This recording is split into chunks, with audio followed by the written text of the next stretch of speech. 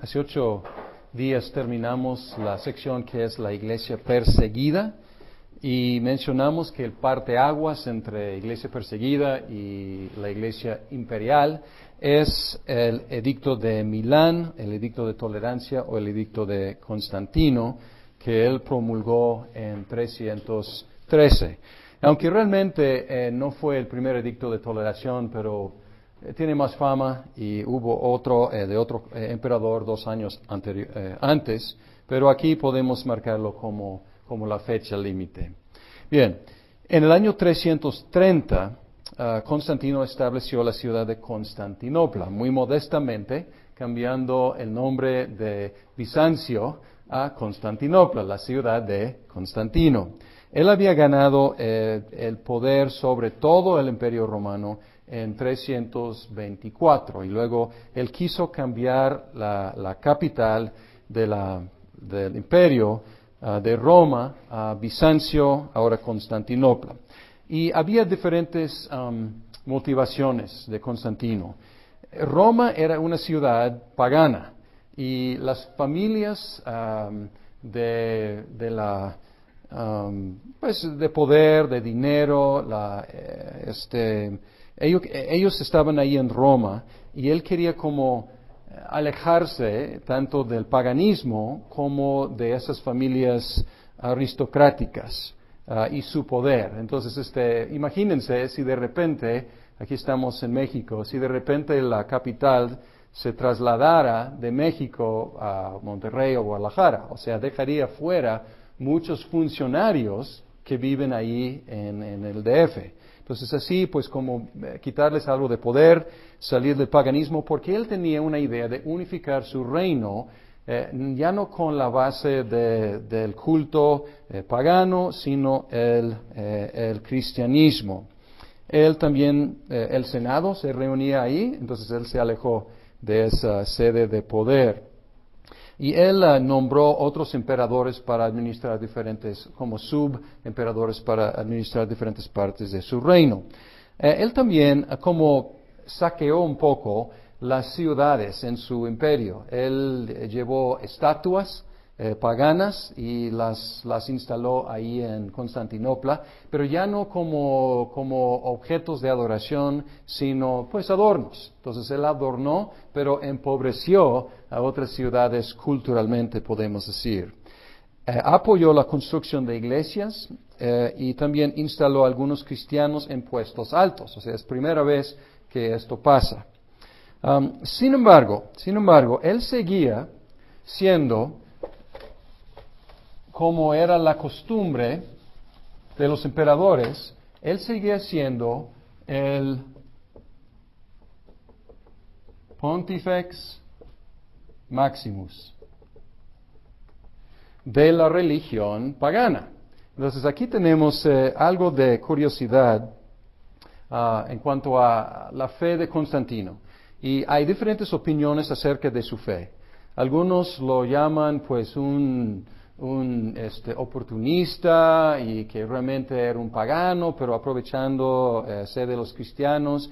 Otros no, lo exaltan como apuntado por Dios y casi un nuevo Salvador, metiendo o más bien introduciendo al mundo el cumplimiento del plan de Dios para las edades. Entonces hay diferentes opiniones acerca de él y es muy difícil decidir, aunque yo creo que probablemente un punto medio es más correcto en cuanto a Constantino. Nunca se sometió a la disciplina de la iglesia, seguía como Pontifex Maximus, seguía presidiendo sobre ritos paganos durante toda su vida y se bautizó justo antes de morir. Podemos decir probablemente que él fue un fuerte simpatizante con la fe cristiana, con una teología confundida, porque parece que a veces confundía al Dios Supremo con el Dios favorito de su familia, que era el Dios del Sol invicto. Entonces parece que había algo de confusión ahí. Y también podemos decir que tenía una práctica pues bastante contradictoria.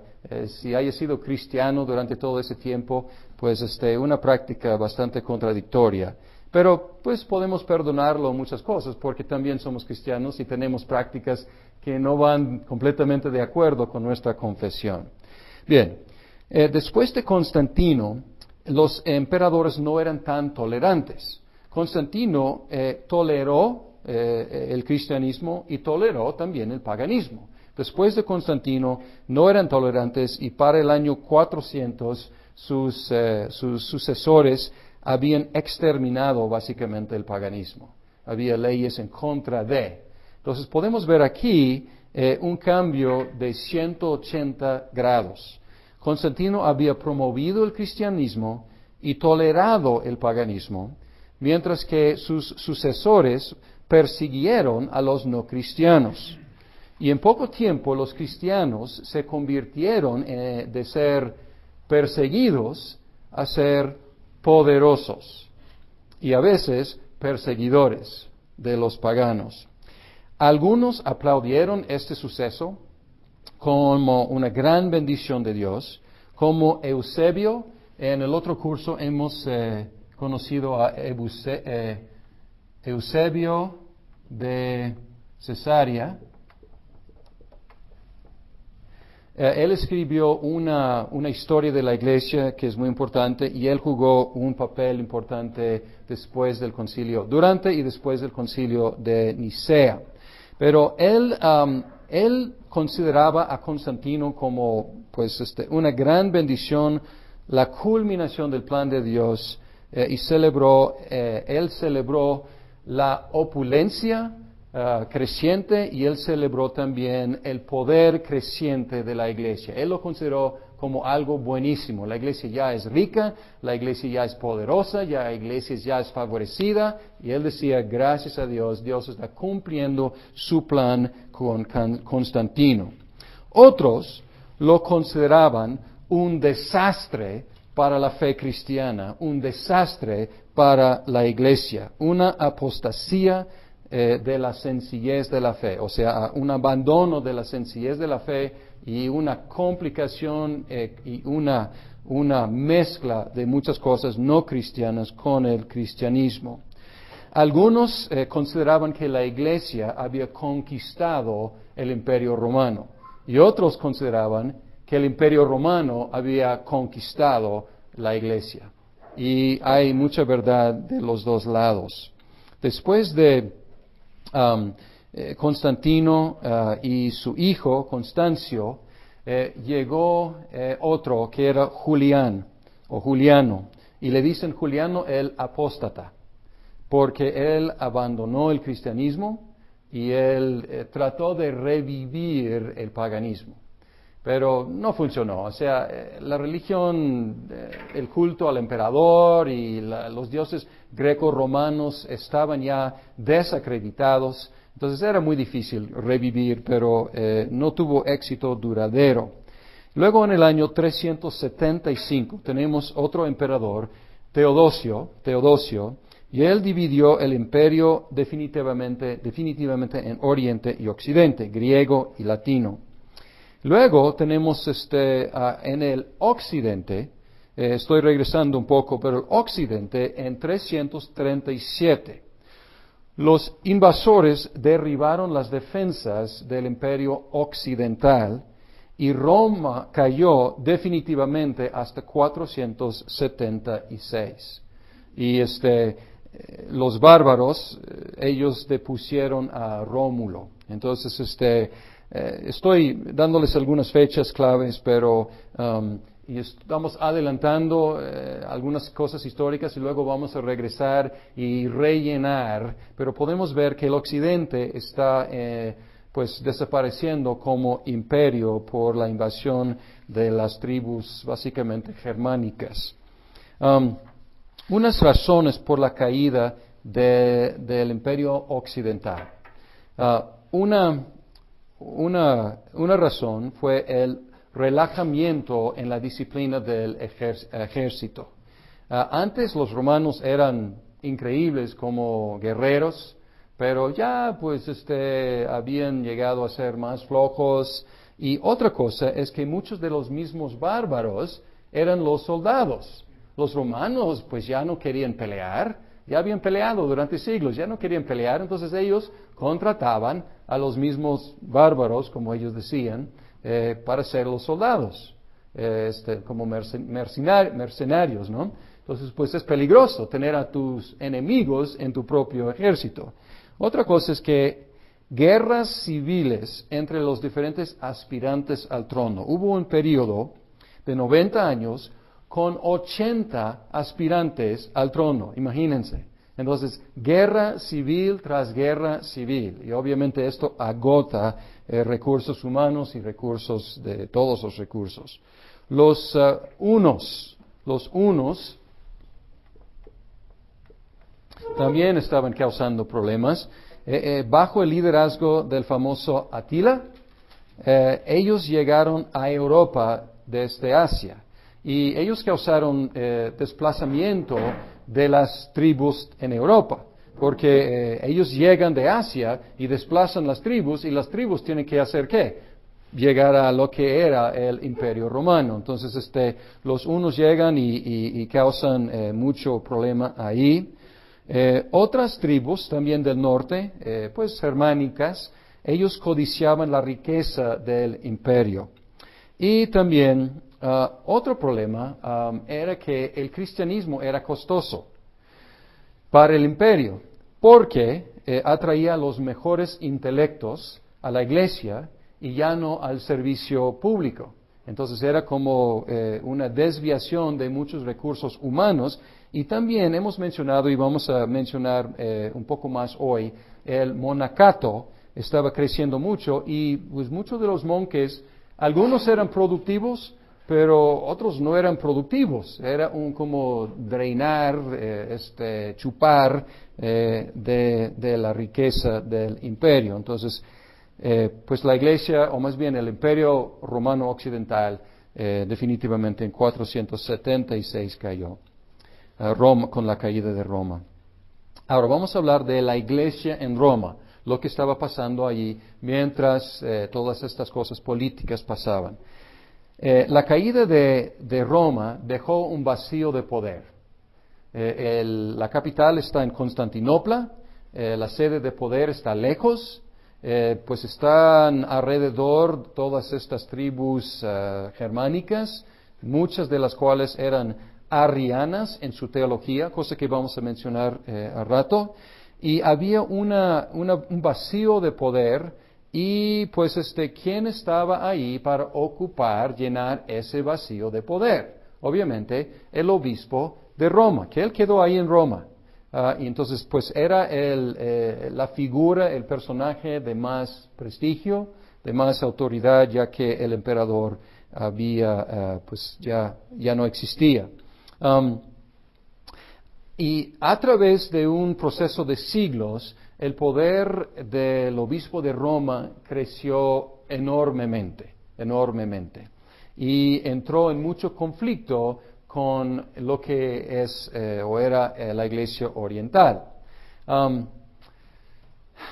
La iglesia oriental, pues ya podemos ver que las dos iglesias están en situaciones muy, muy diferentes. La iglesia occidental ya tiene como sus manos libres para pues hacer lo que quiera, porque ya no hay emperador.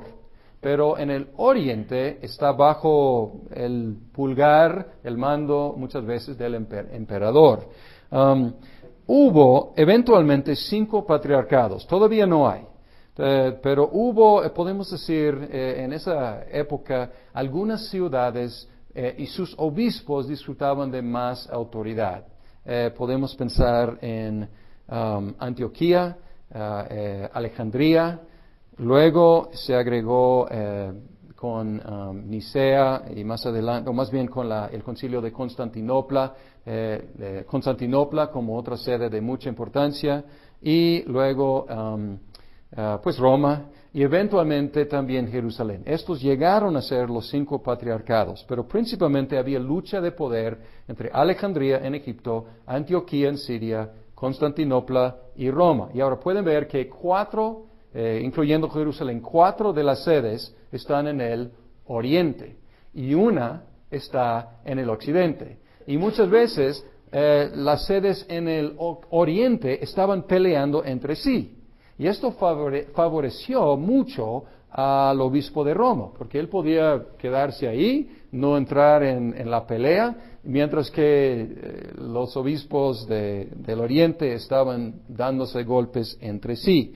Y podemos ver esto mucho en los concilios que vamos a estudiar a rato, que los concilios nacieron en el oriente, todos estos conflictos teológicos, la mayoría nació en el oriente y ahí se daban golpes y pues también bajo el mando del emperador. Podemos ver algunas declaraciones, algunos puntos claves en el crecimiento del poder de Roma.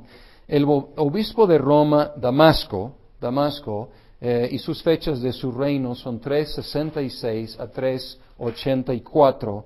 Él empezó a referirse a los otros obispos ya no como hermanos, sino como hijos. Ya no son hermanos, sino como hijos. ¿Se acuerdan de que, creo que fue hace 8 días, hablamos de Cipriano, que él se dirigía al obispo de Roma como hermano? Pero ahora el mismo obispo de Roma está diciendo a los otros obispos hijos. Y él también empezó a hablar de la sede apostólica en Roma, empezando a, no sé exactamente cuándo haya empezado, pero él empujó mucho esta idea de que era sede de Pedro, fue fundada de Pedro, y Pedro era el príncipe de los apóstoles, entonces ahí era por excelencia la sede apostólica. Ahora, ¿cuál apóstol fundó la iglesia en Constantinopla? Ninguno. Entonces, en esta lucha de poder, Roma tenía pues un argumento muy fuerte. Jerusalén, obviamente, Antioquía también, pues Alejandría podrían ser apóstoles, pero pues Constantinopla no. Entonces, cuando la lucha llegó a ser principalmente entre Constantinopla y Roma siempre podría sacar esa carta, ¿no? Y decir, no, pues somos sede apostólica, porque fue aquí fundada por Pedro y también Pablo murió aquí. Cosa que hemos visto que probablemente no es cierto. Sin embargo, era la creencia muy, pues aceptada básicamente por todos. El obispo de Roma, Ciricio, 384 a 399, él siguió a Damasco. Él empezó a llamarse padre, o papá, o papa. Y cuando estamos leyendo la historia, muchas veces se refieren al obispo de Roma como papa con fechas anteriores, que es anacrónico. O sea, no es cierto, no había papas, había obispos en Roma, pero no había papas precisamente hasta que empezaran a utilizar ese título. Entonces estamos hablando de finales del IV siglo que ese título empezó a crecer. Bien, ¿qué hacía la Iglesia occidental? Hemos visto algunas desviaciones, pero podemos darle mucho crédito porque empezó a preocuparse por la evangelización. Las tribus que invadieron el territorio eran o paganas o eran arrianas, y Roma se dedicó a evangelizar esas tribus y pues creó con esa evangelización básicamente lo que es Europa, o sea, lo que llegó a ser más adelante Europa medieval y Europa hasta moderna. Puede trazar algo de su linaje, o mucho de su linaje, de ese trabajo de Roma, de la iglesia en Roma. Estudiaba los idiomas, estudiaba las creencias, estudiaba las costumbres de esas tribus, entonces hizo la labor misionera. Mientras que en el oriente, ¿qué hacían? Peleaban entre sí. Bien. Sin embargo, este contacto con los paganos tuvo efectos negativos, como la iglesia occidental empezó a adoptar algunas costumbres de las tribus paganas. Por ejemplo, las imágenes. Las imágenes empezaron a aparecer en los cultos después del año 400. La Virgen, no es algo nuevo, la Virgen siempre jugaba un papel importante en la devoción de muchos. Sin embargo, la Virgen funcionó como en lugar de Venus, Diana, más o menos algo que hemos visto aquí en México, cuando llegaron los españoles, pues había una mezcla de ideologías y religión y a veces pues la Virgen tomaba el lugar de pues una diosa regional, o la cruz igual como símbolo pues tomó el lugar de símbolos paganos. Y por un lado qué bueno, es derribar el paganismo. Sin embargo pues hay una mezcla aquí. Ya hemos mencionado a Cipriano, su idea acerca de lo que es la Cena del Señor, pero aquí podemos ver que está solidificándose la idea de Cipriano de que la Cena del Señor es un sacrificio ofrecido por sacerdotes, en sacrificio como una representación del sacrificio de Cristo por el perdón de los pecados. Una idea que pues aunque a veces los miembros de la Iglesia romana no saben, cuando pues uno habla con ellos, pero es la doctrina oficial hasta la fecha y fue codificada más adelante como en Trento, sino antes. Bien, la división entre laicos y cleros se acrecentó mucho y el culto se iba convirtiéndose más y más en un rito hecho por sacerdotes. Y así es en muchas religiones paganas, o sea, los sacerdotes, los santos, hacen su cosa y los demás observamos. Y esto pasó en la Iglesia Católica Romana. Las iglesias en el Oriente seguían con cantos congregacionales en estas fechas. Entonces ellos seguían con una liturgia pues más participativa. Elementos de la corte imperial y ritos paganos, las velas, el incienso, esto empezó a invadir los dos lados, porque pues estaban imitando la corte real. Bien, entonces pues podemos ver aquí el inicio de muchas cosas que vemos hasta la fecha en las iglesias ortodoxas y en la Iglesia Católica Romana. Mencionamos el monacato y vamos a tocar un poco más esta cuestión del monacato y cómo creció y qué lo impulsó. Podemos identificar tres factores que ayudaron a impulsar, crear y luego impulsar el monacato. Primero, textos bíblicos. Hay textos bíblicos, textos en el Nuevo Testamento que prefieren, que recomiendan y dan como preferencia por un estado soltero, por el celibato.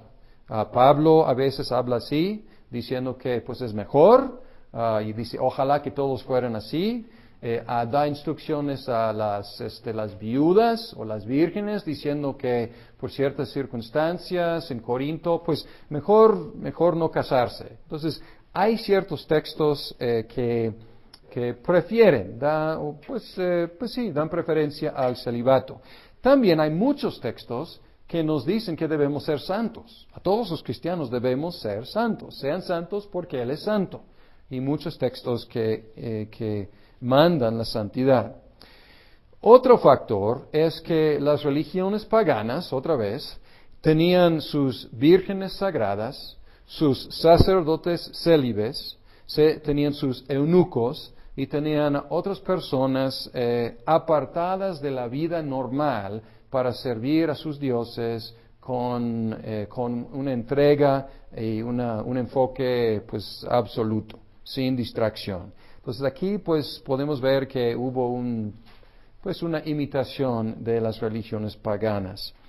Otra cosa es algo que ya mencioné un poco, pero el nexo entre imperio e iglesia, Algunos diciendo, pues qué bueno, excelente, ya hemos llegado. Y otros diciendo, la iglesia pues ya es apóstata, la iglesia es mundana, la iglesia es opulente, la iglesia ya es inmoral.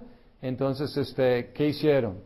Pues querían ser santos, querían vivir una vida de santidad, entonces apartarse de la iglesia. Entonces hubo ahí también un impulso para los monjes y las monjas.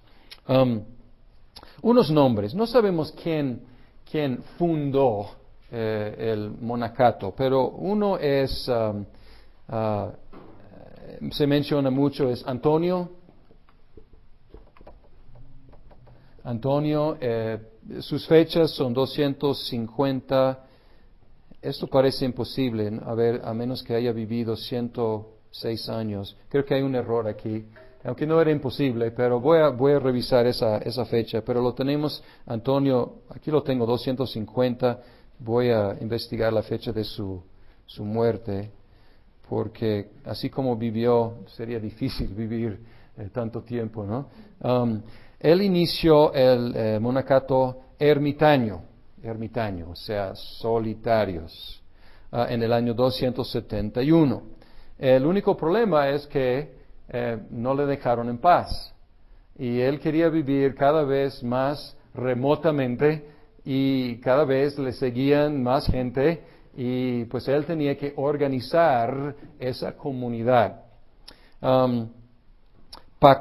Pacomio, él organizó el monacato comunitario. Entonces, monacato ermitaño, que luego se convirtió en comunitario, pero Pacomio, tengo fechas aquí para él, 290 a 346, y él organizó ese movimiento en 320. Hay otro nombre que vamos a escuchar probablemente, Basil, o no sé si en español se digan Basilio o Basilio, ¿no? Basilio de Cesarea.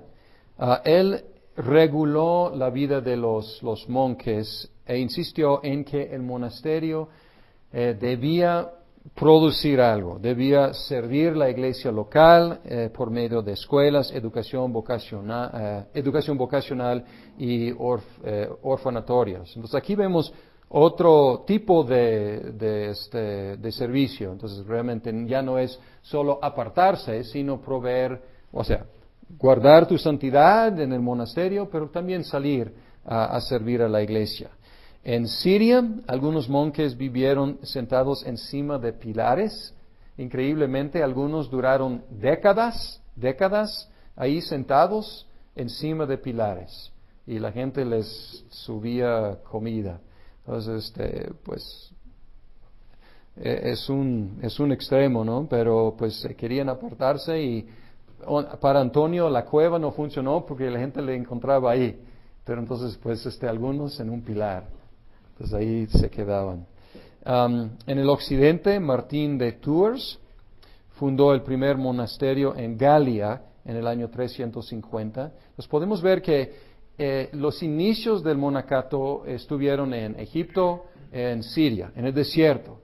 Pero empezó a crecer y llegar a otras partes hasta Galia, que es lo que es ahora Francia. Entonces, de un lado del imperio al otro lado del imperio. Más adelante, y estamos adelantándonos mucho, pero han escuchado de la ley de Benedicto. Esto es parte de la iglesia medieval, pero estoy incluyendo aquí. La ley de Benedicto fue en 529 y fue una ley que Benedicto estableció para regular la vida de los monjes y los monasterios. Bien. Ok. Ahora vamos a entrar en algo muy difícil, porque vamos a entrar en controversias y concilios. La iglesia del Oriente, hasta la fecha, la iglesia ortodoxa, reconoce 7 concilios ecuménicos, porque hubo 7 concilios antes de la ruptura definitiva entre Occidente y Oriente, allí por el año 1054. Entonces, después de eso no puede haber un concilio ecuménico. Sin embargo, la Iglesia Católica Romana, que excomulgó la Iglesia Ortodoxa, y la Iglesia Ortodoxa igualmente excomulgó la Iglesia Católica Romana, la Iglesia Católica Romana seguía y ha seguido teniendo sus concilios ecuménicos y han llegado a haber 21 concilios ecuménicos según los católicos romanos. Vamos a entrar, las controversias y los concilios. Abrochen sus cinturones. Cosa que no mencioné, pero deben observar que Pontifex Maximus, ahora, ¿quién se considera Pontifex Maximus?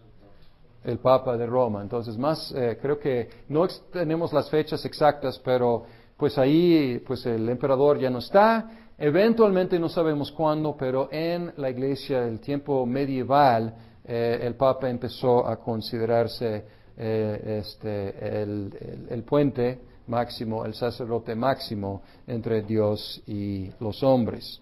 Bien, la mayoría, como mencionamos, de las controversias surgieron en el Oriente, dejaron a la Iglesia dividida en el Oriente y la dejó dividida de la Iglesia Occidental y también entre sí. Algunos factores conspiraron. Vamos a hablar de cuatro concilios hoy. Nicea, 325, Constantinopla, 381, Éfeso, 431 y luego Calcedonia, 451. Los que están en el otro curso de credos ya han visto esto. Vamos a tratar de complementar la información allá. Y si quieren saber más, pueden escuchar las conferencias de ese otro curso también, en el cual nos enfocamos en el producto, o sea, el credo que se ha producido en cada uno de estos. Vamos a ver unos factores. Voy a borrar y vamos a ver unos factores que conspiraron para hacer, vamos a decir, necesario el primer concilio que era Nicea en 325. No en orden específico, pero podemos ver un factor es el episcopado monárquico. Episcopado monárquico, ya mencionamos que la Iglesia muy pronto abandonó el presbiterianismo primitivo y empezó a seguir un sistema jerárquico con los obispos encima de, superiores a los presbíteros y los diáconos. Y luego inventaron otros rangos. Entonces, para estas fechas ya no cabe duda. Si hay una dificultad en la Iglesia, ¿quiénes tienen la autoridad para decidir? Los obispos. Sin embargo, todavía hay colegialidad entre los obispos. Algunas de las sedes que, como ya hemos mencionado, empezaron a tener más autoridad. Sin embargo, los obispos todavía había un como colegio de obispos. Entonces, ¿cómo vamos a decidir cualquier asunto de importancia para toda la Iglesia? Reunir el colegio de obispos, reunir un sínodo o un concilio de obispos. Y es lo que hacían. Había muchos sínodos locales o regionales. Y luego lo que hacían es que un sínodo regional compartiría con otros obispos los resultados. Entonces así funcionaba. Pero cuando llega algo de importancia para toda la Iglesia, tiene que haber algo general, un concilio general, ecuménico. Entonces, un factor muy importante. Otro factor, y ya hemos analizado por qué este cambio de presbiterianismo a un sistema episcopal. Otro factor, Constantino. Constantino, un año antes, él ya solidificó su poder sobre todo el Imperio Romano. Él quiere unificar su reino y él tiene que unificar la Iglesia. está dividida. Y el otro factor, y esto explica por qué está dividido, es Arrio. Arrio, que empezó a promulgar ideas que tenían que dividieron la iglesia y tuvieron que tratar con ese asunto. En general, estos tres factores son los factores que crearon la necesidad, no sé si debo decir de los 7 concilios, pero pues de la mayoría de los concilios. Tendría que analizar los concilios posteriores. Pues sigue la idea del episcopado monárquico.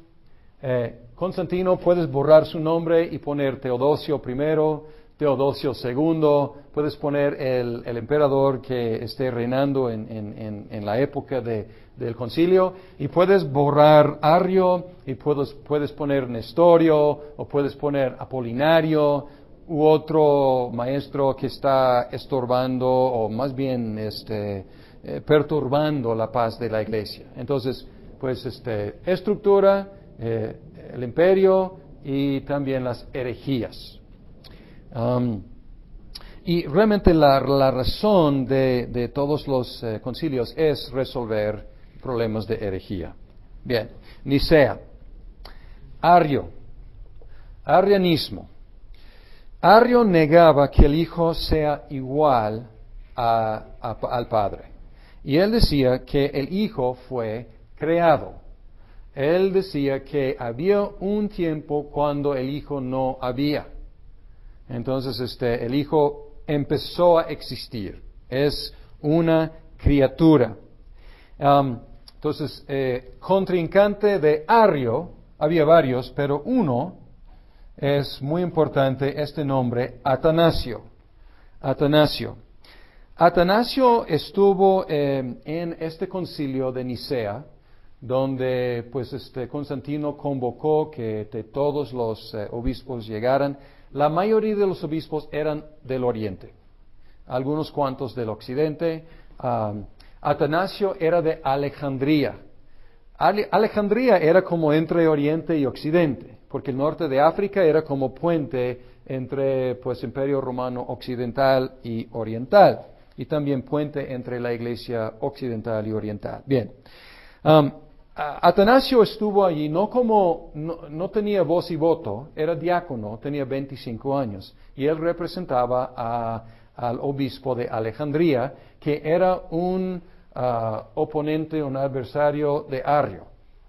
Bien, Eusebio, que ya mencionamos, de Cesarea, él estaba allí y él estaba como entre, pues, un punto mediado, ¿no? Entonces no era ni arriano, ni era tan fuerte como Atanasio Alejandro, Eusebio. Hubo otro Eusebio que se llama Eusebio de Nicomedia. Él era un apoyador fervoroso, ferviente de Arrio. Entonces, había unos cuantos arrianos, y Arrio asistió. También Santa Claus asistió. Entonces, Nicolás asistió, y un obispo de mucha generosidad. Entonces, ahí es la leyenda de Santa Claus. Pero existía, era una persona, Nicolás. Bien. Bien. Hubo entre 200 y 300 obispos presentes. Luego llegaron a decir más adelante 318, aunque no es cierto, pero es el número que fijaron. Y el concilio de Nicea condenó a Arrio y produjo un credo de Nicea. No debe confundirse con el credo niceno.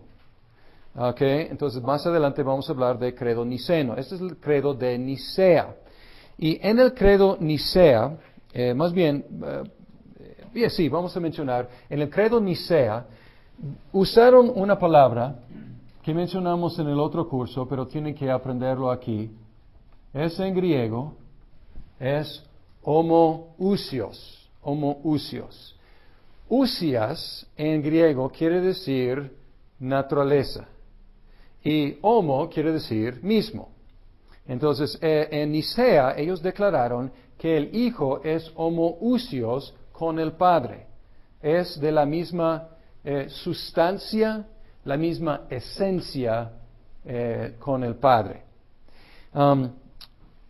Después del concilio de Nicea, y desgraciadamente el efecto de básicamente todos los concilios ecuménicos, el resultado casi siempre es dividir la iglesia aún más. Y es lo que pasó aquí. Porque después de Nicea, estos dos partidos se dividieron en 4 diferentes posturas. Y estos 4 diferentes posturas podemos darles nombres usando este concepto de la esencia y la relación entre la esencia del Hijo y la esencia del Padre. Hubo otro grupo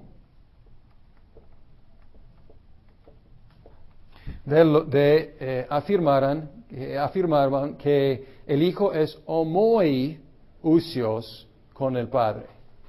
Homoi es casi homo, pero homo es mismo, homoi es similar, de similar esencia con el Padre. Entonces aquí la diferencia es una iota. Entonces, y hay, no sé si en castellano, pero decimos pues, en inglés se dice a veces, me vale una idiota, iota. Es decir, pues no me importa nada, una sola letra, pero aquí es una sola letra que hace mucha diferencia. Luego había otro grupo que decían que el Padre y el Hijo son similares. No menciona esencia, dice simplemente similares. Aquí dice son similares en esencia, aquí dice simplemente similares, que es mucho más débil. Y luego hay algunos que decían que no, el Padre y el Hijo son anomóes, es decir, diferentes. Y estos son los verdaderos arrianos. Estos son los que se llaman los nicenos, de ahora en adelante, los nicenos. Estos llegaron a nombrarse como eusebianos. Eusebianos, hablando de Eusebio de Cesarea. Eusebio de Cesarea, no Eusebio de Nicomedia, que era un arriano. ¿Okay? Bien. Y estos no les gustaba la palabra homoousios. De hecho, casi a nadie le gustaba esa palabra. Porque era una palabra no bíblica, era una palabra que los gnósticos utilizaban. Entonces, no les gustaba. Y de hecho, en diferentes ocasiones, Atanasio utilizaba esta palabra, homoiousios. La historia, Atanasio jugó un papel muy importante en esta historia, triunfó en Nicea y luego por diferentes emperadores con diferentes simpatías entre estas diferentes posturas, él fue desterrado y creo que como 5 veces y vivió como refugiado en el desierto de Egipto. Pero lo bueno es que los monjes en Egipto eran nicenos y lo protegían del emperador y pues de las amenazas. Bien, Atanasio empezó a hablar con estos dos grupos. Y él era, además de ser muy inteligente, era también muy astuto en tratar con la gente. Y él empezaba a decir, ¿qué quieren decir con esto? ¿Qué quieren decir con aquello? Y él se dio cuenta de que estos dos grupos realmente estaban diciendo básicamente lo mismo. Esto fue completamente rechazado por Nicea. Entonces había pues algunos arrianos, pero el grupo como más fuerte fueron los eusebianos. Y ellos fueron apoyados por el emperador. El hijo de Constantino apoyaba esto porque parece que es una postura que todo el mundo puede decir que sí, ¿no es cierto? O sea, el hijo y el padre se parecen en algo. ¿Quién no puede afirmar eso? Hasta algunos arianos podrían decir eso. Entonces, él buscaba imponer esa postura. Pero era imposible que triunfara. Luego, por diferentes factores de los diferentes emperadores, Constancio, su hijo, era del partido de los Eusebianos, y luego más adelante Teodosio. Él era fuertemente niceno o homoousiano. Bien, ok. ¿Dónde estamos? Otra cosa que debo mencionar, un problema de traducción. Algunos hablaban latín y otros hablaban griego. Entonces, utilizaban diferentes palabras técnicas. Estos en griego utilizaban la palabra ousias, y también algunos utilizaban la palabra hipóstasis.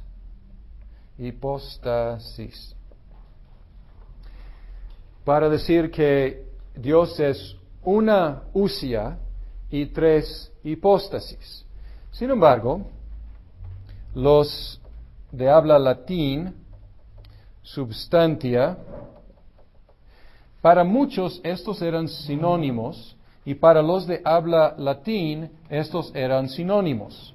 Entonces, cuando ellos escuchaban a algunos hablando de tres hipóstasis, escucharon tres dioses, tres esencias diferentes. Entonces, hubo problema de traducción ahí. Eventualmente, cuando empezaron a entenderse los diferentes grupos, llegaron a decir en griego la doctrina de la Trinidad, tres ousias una ousia y tres hipóstasis, y en el occidente una sustantia y tres personas, que es la fórmula que utilizamos hasta la fecha.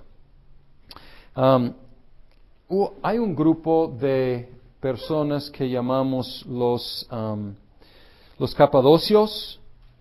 Los capadocios, ellos eran después de Atanasio, pero eran nicenos, de hueso colorado, podemos decir. Gregorio, ya mencioné a Basilio, su hermano Gregorio y otro Gregorio. Dicen Gregorio de Nisa y Gregorio de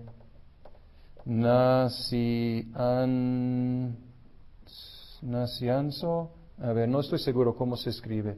Con Z, creo, Nacianzo. ¿Ok? Y estos tomaron la batuta de Atanasio, y ellos siguieron la lucha entre el concilio de Nicea y el próximo concilio, que era el concilio de Constantinopla.